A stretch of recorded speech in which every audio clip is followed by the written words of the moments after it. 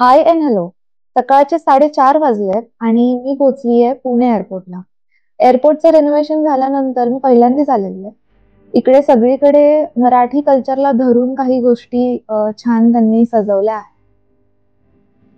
आणि बघूच शकता तुम्ही इकडे विठ्ठलाची वारीची किती छान प्रतिमा त्यांनी तयार केली आहे.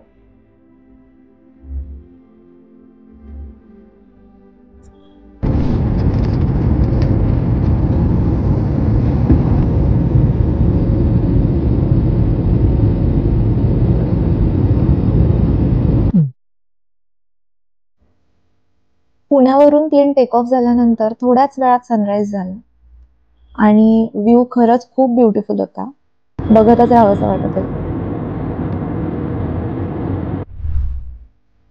आणि बघता बघताच इतका प्रखर उजेड झाला की तो डोळ्यांना सहन नव्हता होत. आणि मग मी शेवटी लावून टाकली विंडो.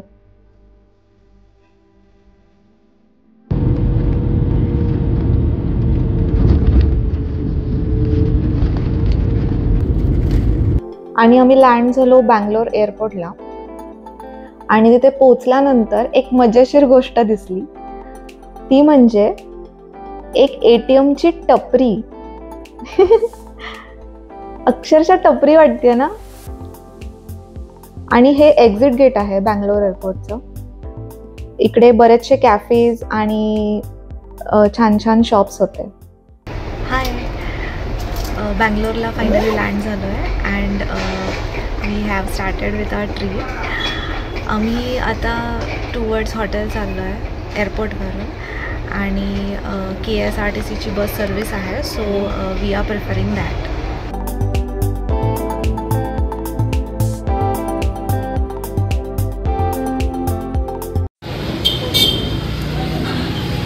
हॉटेलला चेक इन झालं. आता नाश्त्याला त्याच्याच जवळ एक छोटंसं उडुपी म्हणून रेस्टॉरंट आहे, तिकडे आलो आम्ही.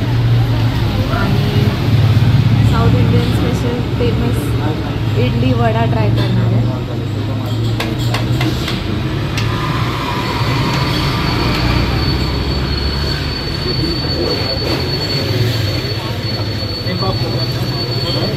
हाय अगेन.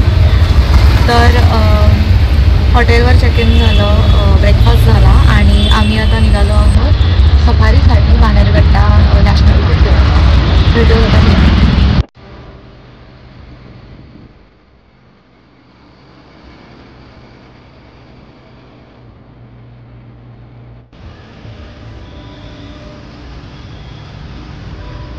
इथे बँगलोरमध्ये आल्यावरती एक गोष्ट ऑब्झर्व केली आहे की प्रत्येकजण हेल्मेटचा यूज कंपल्सरी करत आहे. म्हणजे गाडी चालवणारा तर करतोच आहे, पण मागे बसलेला व्यक्ती पण हेल्मेट घालतो. आम्हाला आल्यापासून एकदाही असं दिसलं नाही की कोणी हेल्मेट नाही घातलं आहे, म्हणजे जो डबल सीट बसला त्याचा.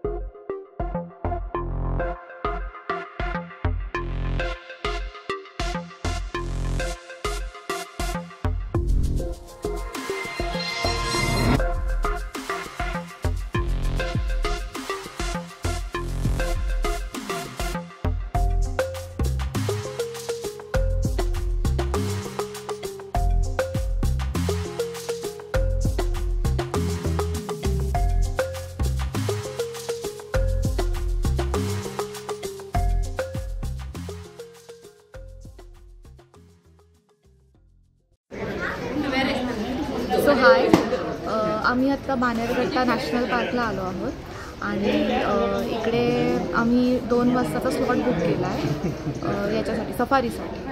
सो बघूयात आपल्याला आता आज काय काय प्राणी बघायला मिळणार आहे.